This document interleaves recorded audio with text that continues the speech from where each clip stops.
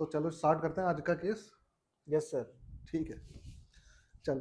तूने कभी ऐसा सोचा है कि अगर मान लो कभी मशीन खराब हो जाए हम्म।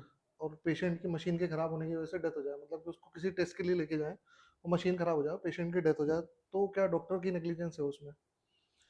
सोचो, बस मैं सोचो, जवाब मत दो। ठीक है सर। ठीक है।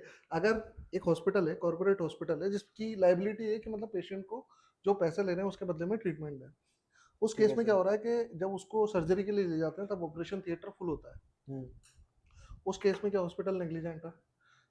तीसरी चीज ये है कि क्या ऐसा होना चाहिए कि अगर मान लो पेशेंट आपके अंडर एडमिट है, कोई क्रिटिकल कंडीशन में है, उसको छोड़ के आप घर की शादी में चले जाते हो, वेकेशन पे चले जाते हो, या इंडिया से बाहर चले जाते हो आप पेशेंट को डिजर्ट करके, तो हम्म। क्या आपके ऊपर नेग्लिजेंस का चार्ज लगना चाहिए? ये हम्म। सारे जो है इन सब के आंसर मिलेंगे हमें आज के केस में। तो ये है बॉम्बे बॉम्बे हॉस्पिटल वर्सेस आशा जायसवाल नाम का ये केस है। इसके बारे में हम धीरे धीरे पढ़ेंगे। तो सबसे पहले हम पढ़ते हैं पार्टीज के बारे में। इसमें पार्टीज कौन सी थी? सबसे पहले इसके अंदर थी डॉक्टर जायसवाल की पार्टी, मतलब कि हमारे डॉक्टर जायसवाल अपने। ठीक है सर। ठीक है। हम्म। इनके साथ में क्या हुआ था कि ये जो डॉक्टर जायसवाल थे, ये एडमिट हुए थे एक प्रॉब्लम को लेके, बेसिकली एओर्टिक एनोरिज्म था, उसको लेके ये एडमिट हुए थे। फिर बाद में ये एक्सपायर हो गए थे 2 महीने बाद ही, जब से इनकी प्रॉब्लम डायग्नोस हुई। तो कंप्लेनेंट साइड से इन्होंने फाइल किया था, पहले डिस्ट्रिक्ट कमीशन, फिर स्टेट कमीशन और फिर नेशनल कमीशन में। नेशनल कमीशन में बेसिकली डॉक्टर जायसवाल और डॉक्टर जायसवाल तो एक्सपायर हो गए थे, मतलब दिनेश जायसवाल, सॉरी डॉक्टर जायसवाल नहीं, दिनेश जायसवाल जो थे ये एक्सपायर हो गए थे और इनकी वाइफ ने केस लड़ा था, और डिस्ट्रिक्ट कमीशन और स्टेट कमीशन में नेशनल कमीशन तक ये केस जीतते गए। तो इसके बाद में अपील हुई सुप्रीम कोर्ट में कंपनसेशन के लिए, जो 14 लाख का कंपनसेशन इनको अवार्ड हुआ था कि हॉस्पिटल साइड जो है पेशेंट को देंगे। उसके खिलाफ डॉक्टर्स ने एक प्ली दाखिल की थी कि हमारे ऊपर जो कंपनसेशन लगाया गया है it is not according to the law. Okay. तो उसमें इन्होंने केस किया था। केस समझ में आ गया? समझ आएगा सर। ठीक है। इसके बाद में ये यहाँ पे बात आती है डॉक्टर देश पांडे की। हम्म। डॉक्टर देश पांडे जो है रेडियोलॉजिस्ट हैं। डॉक्टर आनंद सोमाया जो है वस्कुलर सर्जन है, बहुत ही रिनाउंड है, अभी भी उनकी प्रोफाइल चलती है, और 44 साल का उनको वस्कुलर सर्जरी का एक्सपीरियंस है। ठीक है इसके सर। बाद है डॉक्टर पार्था और डॉक्टर बिंद्रा, जो उस टाइम के इनके असिस्टेंट थे सर्जरी में। इसके बाद में एक नर्स इस कहानी में आती है। इसके बाद डॉक्टर बी के गोयल हैं इसमें, डॉक्टर निमिष शाह है, तो जो कार्डियोवास्कुलर सर्जरी है उसके हेड है। इसके बाद में डॉक्टर पचोरे हैं, डॉक्टर कृपलानी हैं, जो कि नेफ्रोलॉजिस्ट है, न्यूरोलॉजिस्ट है, बाद में जाके पता चलेगा। इसमें भी कंफ्यूजन था इस केस के अंदर, अच्छा। पेशेंट को कुछ कंफ्यूजन हो गया था। डॉक्टर श्रुति हैं, डॉक्टर खाडिलकर हैं, डॉक्टर अमरापुरकर हैं, डॉक्टर अमीन है जो न्यूट्रिशनलिस्ट है। इसके बाद में हम आगे बढ़ते हैं, टाइमलाइन और फैक्ट्स पे हम आगे चलते हैं। सबसे पहले क्या हुआ था कि 1983 में जो जायसवाल जी थे उनको एक हम्म। ट्रॉमा हुआ था, देखो इधर। ठीक है ठीक सर। है। ट्रॉमा हुआ था, उनके लेफ्ट लोअर लिम्ब में पेन चल रहा था। 1990 से वो मेडिकेशन पे थे। 83 में उनको ट्रिवियल ट्रॉमा की फॉलो की हिस्ट्री थी। अपन ठीक है। बोलते हैं ना कि भाई हाँ 1990 से मेडिकेशन पे, पर हम्म। क्या कोई ट्रिवियल ट्रॉमा की हिस्ट्री हो, रिलेटेड हो अनरिलेटेड हो, ये डजेंट मैटर, है ना। ठीक है सर। ट्रिवियल ट्रॉमा तो था, तो मेडिकेशन पे चल रहे थे 1990 से। हम्म। 98 में जाके इनको क्या हुआ कि इनकी प्रॉब्लम ज्यादा बढ़ गई, तो इन्होंने क्या करा, कलर डॉपलर कराया। कहाँ पे? रेडियोलॉजिस्ट थे डॉक्टर देश पांडे। ठीक है सर। ठीक है। उन्होंने डायग्नोज किया इनको एओर्टिक एन्यूरिज्म, और किस डेट को डायग्नोज किया, डेट्स बहुत इंपॉर्टेंट है इस पूरे केस के अंदर। Okay sir. 15/4/98, मतलब 15 अप्रैल को इन्होंने डायग्नोज किया। ठीक है। अब उन्होंने कहा कि जब आपके एओर्टिक एन्यूरिज्म है, छोटी मोटी होती है, तो आपको इधर उधर कर देते हैं कि मतलब इसको दिखा लो उसको दिखा लो। हम्म। पर क्योंकि एओर्टा अपन जाते हैं मेन वेसल है पूरी बॉडी को सप्लाई करने वाली, तो एब्डोमिनल एओर्टा के अंदर एओर्टिक एन्यूरिज्म था। तो इन्होंने कहा कि भैया आप स्पेशलिस्ट के पास ही जाओ, क्योंकि मेजर सर्जरी होगी, बट सबसे बड़ी बिल्कुल सही वेसल है। छेड़ रहे हो आप। और मोस्ट कॉमनली इन्वॉल्व होती है ये हाँ। सारी डिफेक्ट्स। तो and refer to doctor Anand Somaiya on 15/4। इन्होंने कहा 15/4 को इन्होंने देखा, एमआरआई रिपोर्ट देखी, मैंने हम्म। कहा भैया आप सीधे डॉक्टर आनंद सोमैया के पास में चले जाओ, जो कि क्या है वस्कुलर सर्जरी करते हैं, एक्सपर्ट है बॉम्बे हॉस्पिटल में। Okay sir. ठीक है, बॉम्बे के। लेकिन पेशेंट तुम जानते हो, उनको लगता है कि हो सकता है डॉक्टर का कमीशन वमीशन हो। तो एनी हाउ वो 15/4 से लेकर 21/4 तक इधर उधर भटकता रहा। ठीक है। लास्ट में हो सकता है उसके पर्सनल कोई रीजन रहे हो, लेकिन 21/4 को जो है वो पेशेंट जाके और फिर उसने डॉक्टर सोमैया को दिखाया, तो मतलब 6 दिन ऑलरेडी पास हो चुके थे उस चीज के। हम्म। देखते ही उन्होंने पेशेंट को इमरजेंसी में एडमिट कर लिया। उन्होंने कहा यार भाई तुम्हारे तो एन्यूरिज्म है। हम्म।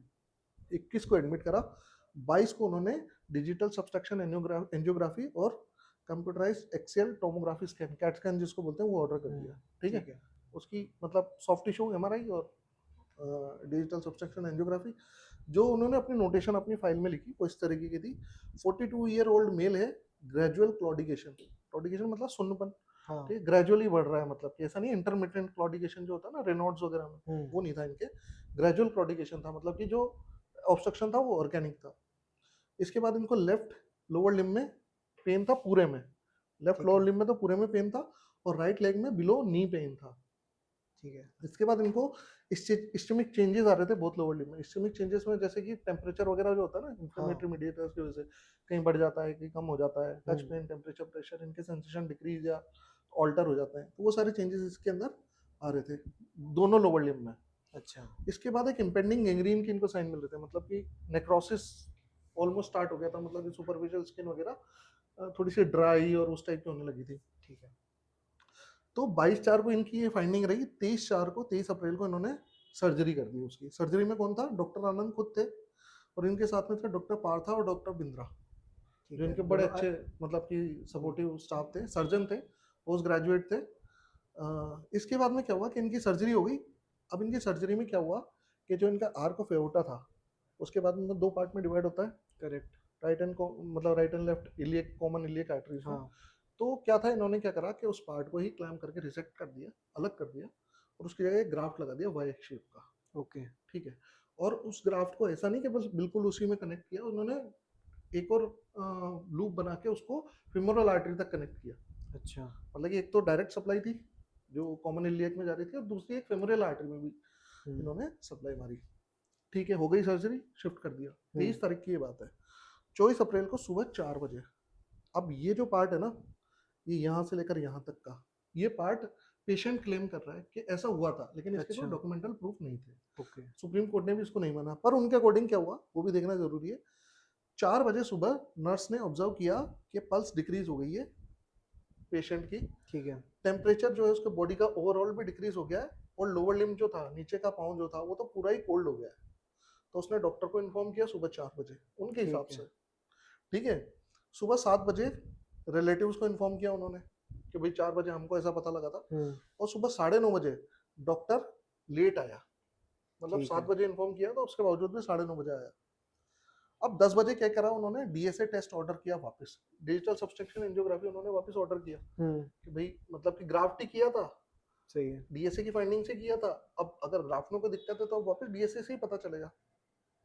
बट जब वो वहां पे पहुंचे, उसको ले गए ट्रॉली वॉली में बिठा के, मतलब कि धड़का के, वहां जाके पता चला उनको कि भाई ये तो डीएसए की तो मशीन खराब है, 2 दिन पहले ही उसका हुआ था, लेकिन अब 2 दिन बाद जब उसको जरूरत थी तब वो खराब हो गई। ठीक है। अब उन्होंने कहा डिजिटल सब्सट्रैक्शन एंजियोग्राफी नहीं करेंगे तो कोई बात नहीं, डायरेक्ट एंजियोग्राफी कर लेते हैं, भाई थोड़ी मतलब कि लेस एक्यूरेट है या वट जो भी है, बट ये भी एक अल्टरनेटिव है। तो 12:30 बजे तक उन्होंने उस मशीन के ठीक होने का वेट किया, पर नहीं हुई, तो 12:30 बजे उन्होंने एंजियोग्राफी कर दी। ठीक जो है। बेटर टेस्ट था जिसकी बेसिस पे उसको एडमिट किया था, उसको उन्होंने फॉलो नहीं किया, मशीन खराब होने की वजह से, और उन्होंने एंजियोग्राफी कर दी उसकी पेशेंट की। इसके बाद में एंजियोग्राफी जब हुई तो उसके अंदर फाइंडिंग जो आई, तो उनको पता चला कि जो ब्लॉक था, मतलब कि डिसेंडिंग एब्डोमिनल एओर्टा जो था, उससे जो ग्राफ्ट उन्होंने लगाया था उसी में ब्लॉकेज आ गया। पहले तो एन्यूरिज्म था उसके अंदर, हाँ। और अब उसके अंदर ब्लॉकेज आ गया। ब्लॉकेज आ गया। मतलब ग्राफ्ट है, रिजेक्शन होता है, बाकी सारी चीजें होती हैं, बिल्कुल। ह्यूमन मतलब नेचर है, उससे तो कौन लड़ सकता है। बट वट एवर, 3:30 बजे उन्होंने डिसाइड किया कि यार इसको ग्राफ्ट को या तो वापस हम दूसरा लगा देंगे या फिर इसी को री एक्सप्लोर करेंगे। लेकिन जब वो उसको वहां पे लेके गए तो पता चला कि ऑपरेशन थिएटर सारे फुल है। अच्छा। अब वो इतना बड़ा हॉस्पिटल था, बॉम्बे हॉस्पिटल सबसे अच्छे हॉस्पिटल्स में से एक था, उसी के अंदर इतनी बढ़िया फैसिलिटी थी, डीएसए भी है, एंजियोग्राफी भी है। और अगर आप सोचो, बदकिस्मती का आलम देखो, पहली बात तो उसको खुशकिस्मती भी देखो, बदकिस्मती भी देखो, एक तो इतनी rarest of the rare disease, बिल्कुल। उसके अंदर उनका ऑब्स्ट्रक्शन, हाँ। एन्यूरिज्म, मतलब कि फिर उसके बाद उनको सर्जन में मिल गया, इंडिया का टॉप सर्जन, वो भी मिल गया, ठीक है। डीएसए टेस्ट भी होगा, जो कि इंडिया में बहुत रेयर होता था उस टाइम पे, 1980 90s के टाइम पे। फिर उसके बाद उसका होता है, फिर उसका ग्राफ्ट रिजेक्ट हो जाता है, उसके बाद डीएसए की मशीन खराब होती है, ठीक है। उसके बाद जब उसे ऑपरेशन थिएटर में लेके जाते हैं तो क्या होता है उसके साथ में, ऑपरेशन थिएटर फुल सारे। अब ऑपरेशन थिएटर ऐसा तो है नहीं कि पिक्चर चल रही है कि 9 से 12, 12 से 3, 3 से 6 खत्म हो जाएगी और बाहर आ जाएगी, उसमें कितनी तो भी देर। ऑपरेट होगा तभी बाहर आएगा सामने बिल्कुल। में। तो इसमें हुआ ये कि वो ऑपरेट हुए, जो भी हुआ 5:30 बजे वो लोग फिर उसका ऑपरेशन कर पाए।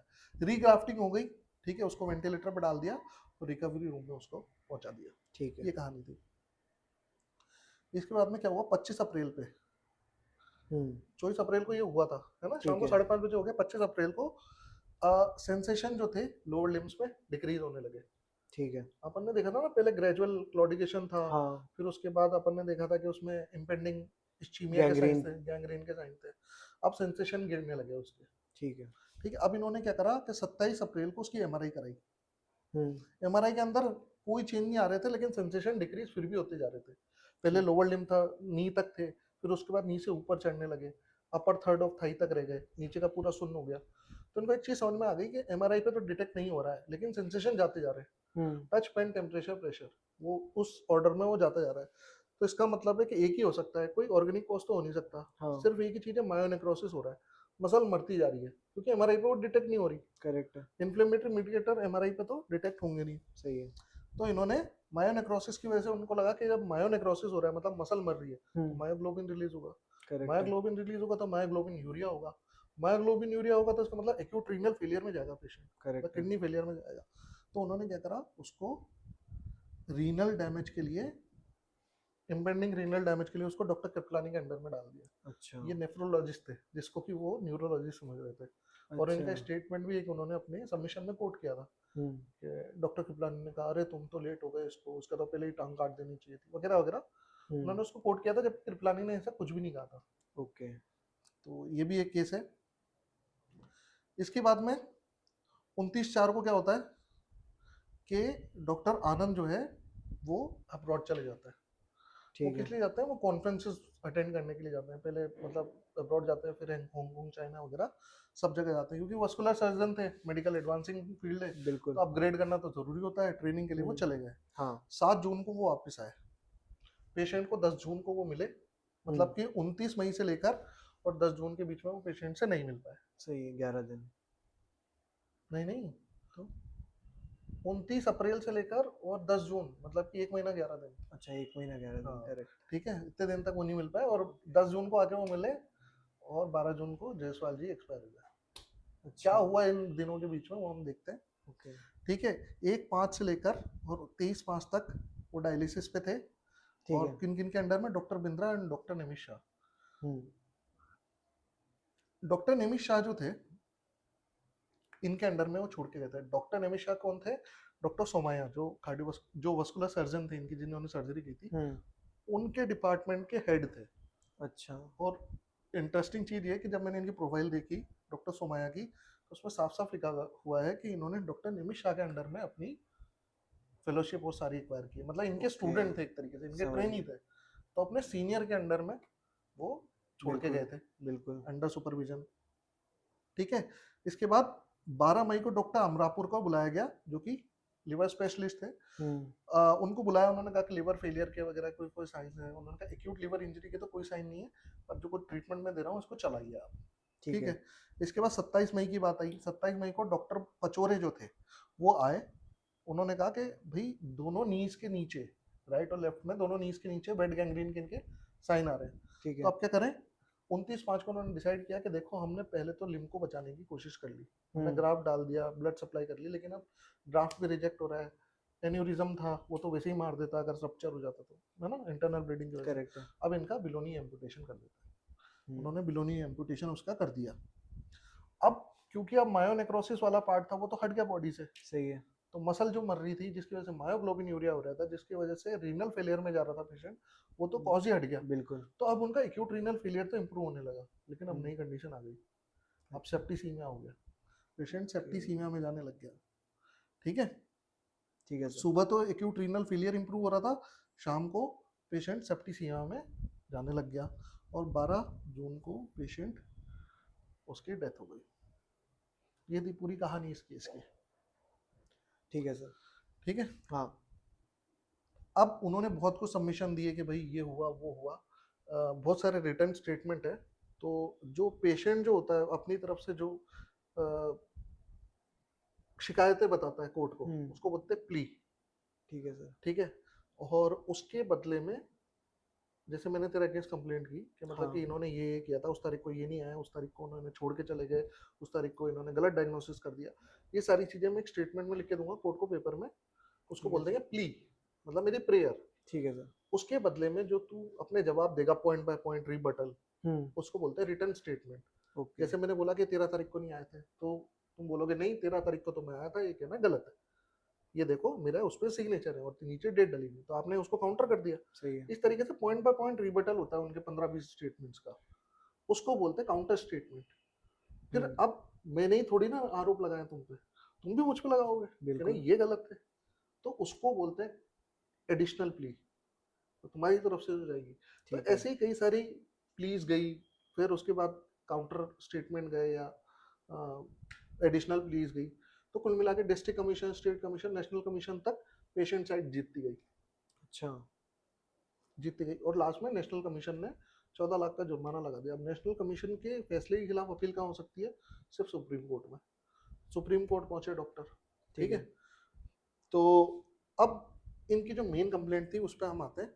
इनकी मेन कंप्लेंट क्या क्या थी कि डॉक्टर ने पेशेंट को एग्जामिन नहीं किया था सर्जरी के बाद में। हम्म। याद करो 24 अप्रैल को उसकी, 23 अप्रैल को सर्जरी हुई थी, सही है। और सुबह 4 बजे नर्स ने डायग्नोसिस किया था, बिल्कुल। और अगले दिन वो कितने बजे आया था? सुबह 9:30 सुबह बजे आया साढ़े। था। हाँ। तो इन्होंने कहा कि भाई शाम को सर्जरी करने के बाद में, मतलब कि डॉक्टर इससे मिलने ही नहीं आया, इसी वजह से इसका ग्राफ्ट रिजेक्ट हो गया, बिल्कुल। ठीक है। उसके बदले में जो नेशनल कमीशन था, कंज्यूमर कमीशन, उसने भी ये बात मानी, हाँ यार मिलने तो नहीं आया। लेकिन जब सुप्रीम कोर्ट में बात पहुंची, तो सुप्रीम कोर्ट में थोड़ा डिटेल में इसका डिस्कशन हुआ, तो उन्होंने ये बोला कि भाई पूरे टाइम एक ही डॉक्टर नहीं देखता है, और हम्म। जिनके हाथों में इन्होंने हैंड ओवर किया था हम्म। वो आईसीसीयू था, इंटेंसिव कोरोनरी केयर यूनिट, मतलब वस्कुलर सर्जरी का आईसीयू था वो, हम्म। उसके अंदर एडमिट करा के गए थे। उसके अंदर पोस्ट ग्रेजुएट डॉक्टर थे, और डॉक्टर बिंद्रा और डॉक्टर पार्था जो थे, बताया था ना मैंने, हाँ बिल्कुल। जो दो डॉक्टर्स थे, वो उनका टेक केयर कर रहे थे। पोस्ट ग्रेजुएट है, क्वालिफाइड है एमसीआई के हिसाब से, हम्म। रजिस्टर्ड क्वालिफिकेशन है, क्यों नहीं टेक केयर कर सकते? हम्म। उन्होंने करा। बिल्कुल। उसके बाद इस चीज का भी तो सबूत नहीं है, नर्स ने सुबह 4 बजे देख के बता दिया।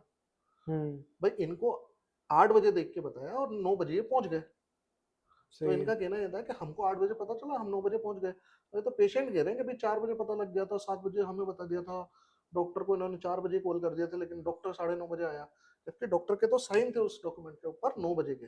अच्छा। तो उनका स्टेटमेंट पार्शली तो इनकरेक्ट हो गया अराइवल टाइम पे, हम्म। और इस चीज को कोई प्रूव ही नहीं कर पाया कि वाकई में इनिशियल कब हुआ, इनिशिएट कब हुई ये प्रॉब्लम, 4 बजे नर्स ने देखा वगैरह वगैरह, ठीक है।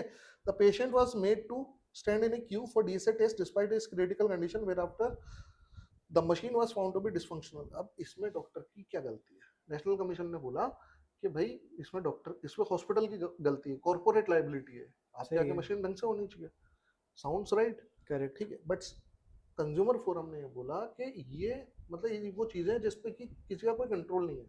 स्टैंडर्ड ऑफ केयर में, स्टैंडर्ड ऑफ केयर में अगर आपके यहाँ पे, अगर आप अपनी तरफ से कोई केयर में गलती करते हो, तो will be liable for that only. ऐसा नहीं है कि मतलब कि अब आप पूरे ही उसको धता बता दो पूरे सिस्टम को ही। हम्म। अब जैसे यहाँ पे क्या हुआ है कि मशीन, जो कि डॉक्टर कितना भी अच्छा काम कर लेगा, मशीन खराब होनी तो हो जाएगी यार। बिल्कुल आपका सही। मोबाइल चलते चलते खराब हो जाता है, आप कुछ कर सकते हो क्या? कुछ नहीं। इसका मतलब इसमें कभी एप्पल की गलती है क्या? नहीं। नहीं ना। That's it. तो यही चीज यहाँ पे है। हॉस्पिटल की मशीन खराब होगी, हॉस्पिटल ने तो उसको ठीक करा, और चलो कुछ भी था, अल्टरनेट तो उसका था ना एंजियोग्राफी, वो तो हाँ उन्होंने करवाई दी ना तुरंत, ठीक बिल्कुल। है। Angiography was performed after 8 hours of discovery that blood supply has stopped. अब सुबह 4 बजे उनके हिसाब से पेशेंट ने बोला था ये, बिल्कुल। सुबह 4 बजे पता चला और 12:30 बजे उसकी एंजियोग्राफी हुई। हम्म। तो हमने कहा 8 घंटे तो मतलब कीमती हमारे लॉस्ट हो गए। सही है। और डॉक्टर कह रहे भाई 4 बजे की बात ही कहाँ से आ रही है, तुम तो ये बताओ ना, 8 घंटे तो तुम 4 बजे से कैलकुलेट कर रहे हो। हाँ। हम तो बोल रहे हैं कि हमको तो 8 बजे पता चला है, और उसके बाद हम तो 10 बजे उसका सारा शिफ्ट ही करा दिया उसको। सही है। अब डीएसए मशीन काम नहीं कर रही थी, हमारी क्या गलती? फिर अल्टरनेट कराया तो टाइम तो लगता ही है। इसे मतलब कि बस एक दुर्भाग्य कह सकते हैं, मतलब इसमें किसी को गलती नहीं है, कोई इंटेंशनल गलती नहीं करी किसी ने, हम्म। ठीक है। Hospital delayed treatment by 12 hours as no operation theatre was available. सुबह 4 बजे उसकी उसके डायग्नोस हुआ, हम्म। और फिर शाम को 5:30 बजे हुआ सही सर्जरी, है। तो लगभग 13.5 घंटे उसके 13 घंटे निकल के गए थे, मोर आसपास। देन 12 hours हो गया। हाँ। तो इसमें नेशनल कमीशन ने बोला कि नहीं नहीं, क्यों, इतना बड़ा हॉस्पिटल है, ऑपरेशन थिएटर खाली नहीं था आपका, और ये और वो। सुप्रीम कोर्ट ने इस पर अलग स्टैंड लिया, उन्होंने बोला कि भाई वही ऑपरेशन थिएटर है, कोई पिक्चर हॉल तो है नहीं कि जिसमें टाइम बाउंड कुछ हो जाए। बिल्कुल। सर्जरीज एक्सटेंड भी हो जाती हैं, कुछ कुछ में कॉम्प्लिकेशन भी आ जाते हैं। तो ऐसा तो है नहीं कि नीचे जो अंदर बैठा हुआ है ऑपरेशन थिएटर नंबर 3 में उसको निकालेंगे कि भैया पहले इसका करेंगे, ऐसा तो है नहीं। तो बिल्कुल जैसे सही। खाली हो गया वैसे उन्होंने करा है। अपनी तरफ से डॉक्टर्स ने कोई गलती नहीं की, ठीक है। The doctors did not attend the patient and left him in the care of inexperience doctor. अच्छा। अब यार वाकई में अगर आप देखो डॉक्टर नरेश त्रिहान के कंपैरिजन में तो सारे कार्डियोलॉजिस्ट आपको इनएक्सपीरियंस्ड ही लगेंगे, सही है। ठीक है। डॉक्टर सरीन के मुकाबले में कोई गेस्ट्रोएंटरोलॉजिस्ट इंडिया में इतना एक्सपीरियंस आपको मिलेगा नहीं। बिल्कुल। अब वो इतने बड़े वैस्कुलर सर्जन थे। अब उनके कंपैरिजन में जो एमएसएमडी करके आए हैं, जो पोस्ट ग्रेजुएट है, रिक्वायर्ड क्वालिफिकेशन है, वो तो उनको नोवाइस ही लगेंगे, मतलब कि नए बिल्कुल नवेले सही। लगेंगे। लेकिन कायदे की बात यह है कि उस यूनिट के हेड जो थे वो कौन थे? निमिष शाह। डॉक्टर निमिष शाह। डॉक्टर निमिष शाह वो थे जिन्होंने उसको ट्रेन किया था। बिल्कुल। अब यहाँ पे उनका काउंटर गलत हो गया, बिल्कुल सही। ठीक है। इस चीज को उन्होंने कभी नोटिस में लिया ही नहीं, ठीक है। तो डॉक्टर, ये वाली चीज हो गई, इनएक्सपीरियंस डॉक्टर के हैंड में तो नहीं था। हाँ। दूसरी बात, पूरा सेटअप है यार, पूरा कॉर्पोरेट हॉस्पिटल है, एनेस्थीसियोलॉजिस्ट है, इंटेंसिव केयर स्पेशलिस्ट है, उसके अंदर हेपेटोलॉजिस्ट आ रहा है, तुमने देखा ना, बिल्कुल लीवर सही वाला है। आया, न्यूरोलॉजिस्ट आया, ऑर्थोपेडिशियन आया, मतलब न्यूट्रिशनिस्ट तक था इन्वॉल्व 1990 था। में। अपन आज देखते हैं आज के कोई न्यूट्रिशन वाला आके कुछ खिला रहा है पिला रहा है, ठीक है। Doctor failed to amputate legs on time and on account of gangrene and did not try to treat the gangrene. मतलब कि उन्होंने, उनका कहना था कि 29 मई को उन्होंने डिसाइड किया कि इसके पैर काट देने चाहिए। वो कह रहे हैं अगर तुम जल्दी काट देते तो ये बच जाता, क्योंकि सेप्टिसीमिया सड़े हुए पैर से ही तो फैला। हम्म। तो उनका कहना था तुम जल्दी ले लेते डिसीजन। हम्म।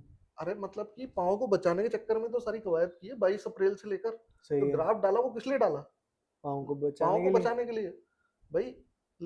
पाँव को काटना लास्ट रिजॉर्ट है। बिल्कुल। अब उसके लिए इसको बोलते हैं कि मतलब कि एरर ऑफ जजमेंट आप उसको बोल सकते हो, या कि डिस्क्रिशन बोल सकते हो। कोई डॉक्टर बोलता है कि मैं जब तक इसके न्यूट्रोफिल काउंट्स इतने नहीं हो जाते तब तक मैं पैर नहीं काटूंगा। कोई सही बोलता है। है कि मेरे को तो एक बार हिंट मिल जाए कि इसके इन्फेक्शन हो रहा है पाँव की वजह से, मैं उसी टाइम काट दूंगा। करेक्ट है। दोनों स्टैंडर्ड प्रैक्टिसेस है। डॉक्टर का डिसीजन लेता है, ये उसका डिसीजन है। अगर एक एरिया में किसी बीमारी के लिए 25 डॉक्टर जो है एबीसी दवाई दे रहे हैं सही है। और 75 डॉक्टर्स जो है XYZ दवाई दे रहे हैं, सही है। ठीक है। अब मैं नया नया आया उसी, मतलब मैंने भी पहली बार बीमारी देखी। हम्म। अब अगर मान लो मैं 25 डॉक्टर वाली ऑप्शन चूज करता हूँ और उसकी वजह से वो पेशेंट मर जाता है, हम्म। एबीसी दवाई देता हूँ, जबकि 75% तो क्या दे रहे हैं XYZ। XYZ। लेकिन मैं अगर कम वाली देता हूँ और उससे पेशेंट मर जाता तो I am not responsible for the negligence. मैंने correct. Accepted standard of care में से एक ऑप्शन चूज किया। सही है। जैसे दस्त में बच्चे के दस्त लगते हैं, कुछ लोग ओआरएस देते हैं, हम्म। ठीक है, ये स्टैंडर्ड हो गया, सभी बिल्कुल। लोग देते हैं। अब कुछ उसके साथ जिंक देते हैं, बिल्कुल सही है। कुछ बोलते हैं उसके साथ दाल का पानी चावल का मान दो, सब स्टैंडर्ड प्रैक्टिसेस हैं। सही है। लेकिन अगर किसी बच्चे की डेथ हो जाती है, जब उसको जिंक और ओआरएस सब वो किया जाता है, हम्म। तो किसी के ऊपर ये नेग्लिजेंस का आरोप नहीं लग सकता कि भाई आपने दाल का पानी चावल का मान नहीं बोला। ओके। उसने समझ गया। एक्सेप्टेड केयर ऑफ प्रैक्टिसेस में एक ऑप्शन उसने यूज किया उसके अंदर, ठीक ठीक है है। सर। तो यहाँ पे उन्होंने कब डिसीजन लेना था ये उनका डिस्क्रिशन था, हम्म। ठीक है। ठीक है सर। इसके बाद आता है the reliance on the principle of res ipsa loquitur to support the finding that it is a case of medical negligence। अब ये थोड़ा सा टॉपिक है और इसके साथ ही हम हमारा केस एंड करेंगे। ओके। इसमें क्या हुआ, देखो res ipsa loquitur कब लगता है, जबकि ऑपरेशन थिएटर के अंदर में कुछ ऐसी कहानियां हो जाए जिसके बारे में किसी के पास कोई एक्सप्लेनेशन नहीं हो। हम्म। जैसे तू बाइक लेके गया, सही है। वापस आई तो बाइक टूटी फूटी थी, उसका पेट्रोल टैंक लीक कर रहा था और सब कुछ हो रहा था। हम्म। अब वहां क्या हुआ ये तो तू ही जानता है, तू ही एक्सप्लेन कर सकता है। बिल्कुल। बट मैं कह रहा हूँ कि उसमें नेग्लिजेंस था, हम्म।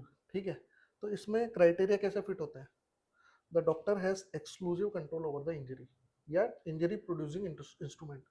मतलब कि सिर्फ तू ही बाइक को तोड़ फोड़ सकता था, तेरे बिल्कुल अलावा कोई सही है। और तोड़ फोड़ ही नहीं सकता, चाबी तेरे पास थी, तेरी कस्टडी में थी बाइक। बिल्कुल। इसी तरीके से ऑपरेशन थिएटर में पेशेंट था, हम्म। ठीक है, उसके पास ही ब्लेड थी, वो पेशेंट सामने लेटा हुआ था, तो कुछ भी बिल्कुल। गलत हुआ उसके ऊपर है। बिल्कुल सही। अगर तेरी नेग्लिजेंस नहीं हुई होती तो बाइक को कोई नुकसान नहीं होता, अगर डॉक्टर की कोई नेग्लिजेंस नहीं हुई होती तो पेशेंट को कोई नुकसान नहीं हुआ होता, ठीक है। ठीक है। इसी तरीके से एक और लास्ट कंडीशन फुलफिल करनी होती है res ipsa loquitur के लिए, हम्म। कि patient was not responsible of contributory negligence. मतलब कि मैंने हम्म। पहले ही पेट्रोल का पाइप निकाल के नहीं भेजा था, अच्छा। मतलब मैं कंट्रीब्यूटरी नेग्लिजेंस के लिए पार्टिसिपेट नहीं था। सही है। मतलब कि पेशेंट की तरफ से कोई अपनी तरफ से कोई गलती नहीं थी, इसकी वजह से ये नेग्लिजेंस हुआ।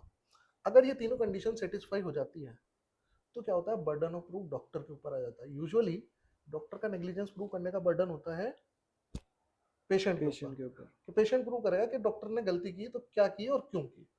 लेकिन क्योंकि अब ऑपरेशन थिएटर के अंदर क्या हुआ उसको क्या पता, तो सही इसलिए है। थ्योरम लाई गई रेसिप्सा ओके। लोकेटर की, कि ट्रीटमेंट के दौरान क्या हुआ उन सबका एक्सप्लेनेशन उसके पास ही है, हम्म। तो ही शुड एक्सप्लेन नाउ। इसको बोलते हैं रेसिप्सा लोकेटर। The things of the fact speaks for itself. गलत टांग कट गई, आपने राइट पाँव के लिए ले गए थे पेशेंट को अंदर, उसकी लेफ्ट टांग काट के लिया है, अब क्या हुआ अंदर, अब पेशेंट क्यों प्रूव करेगा भाई, बिल्कुल सही है। वो तो बाहर आ गई टांग, गलत टांग कटी हुई थिंग मतलब दिख रही है सामने, गलती है और जो हुआ है इसकी वजह से हुआ है। तो करेक्ट। अब इसके ऊपर, अब इन केसेस में क्या होता है कि एक डिफेंस होता है। हम्म। अगर डॉक्टर ये प्रूव कर सके कि ये जो कुछ भी हुआ है, हम्म। अगर तू ये प्रूव कर सके कि बाइक के साथ जो कुछ भी हुआ है ये बिना मेरी गलती के भी हो सकता था अच्छा। और मेरी गलती होती तो भी हो सकता था, हम्म। समझ गया, दोनों तरीके से। और तू एक थ्योरम दे दे कि देखो मैं तो गाड़ी खड़ी करके गया था, पीछे से मेरी शक्ल का मेरी बैच में एक लड़का है, तो उन्होंने उसको वो समझा और आके उसकी गाड़ी मेरी गाड़ी तोड़ गए। अब इसका एक्सप्लेनेशन कौन देगा, तू ही देगा। बिल्कुल। अब तेरा ही एक्सप्लेनेशन जो है कंसिस्टेंट है इस चीज के साथ में, अगर तेरी गलती होती तो भी बाइक टूटती और तेरी गलती नहीं है तो भी तो भी बाइक बाइक टूटती। टूटती। इसी तरीके से ऑपरेशन थिएटर में जो सेप्टिसिमी में उस पेशेंट को गैंग्रीन हुआ, हम्म। अगर doctor best of the care देते तो भी होती, नहीं देते तो भी तो भी होती। होती। तो इसकी वजह से इस केस में उसकी नेग्लिजेंस प्रूव नहीं होती, यहाँ पे ये ओके। हुआ। तो रेस इप्सा लोकेटर जो है वो अंधाधुंध नहीं अप्लाई की जा सकती। इन्होंने बहुत सारे केस रेफरेंस दिए हैं तो मैं आपकी स्क्रीन पे अभी यहाँ पे डाल दूंगा। तो ये सारे केस रेफरेंसेस जो हैं ये रेस इप्सा लोकेटर के बहुत ही इंपॉर्टेंट और वैलिड एक्सेप्शन है। आप 100 में से 95 केसेस में इस बेसिस पे डिसीजन कर सकते हो, लेकिन आपको ये भी याद रखना चाहिए कि कभी अप्लाई नहीं होती है। It is one of the cases जहाँ पे अप्लाई नहीं होती है। तो ये था आज का हमारा एपिसोड और आप देख रहे थे हमारा channel doctor in law where law meets medicine. मैं था आपका होस्ट एंड दोस्त डॉक्टर शशांक शर्मा और ये हमारे स्टूडेंट डॉक्टर कार्तिक शर्मा। मिलते रहेंगे आपसे अगले एपिसोड में। Thank you.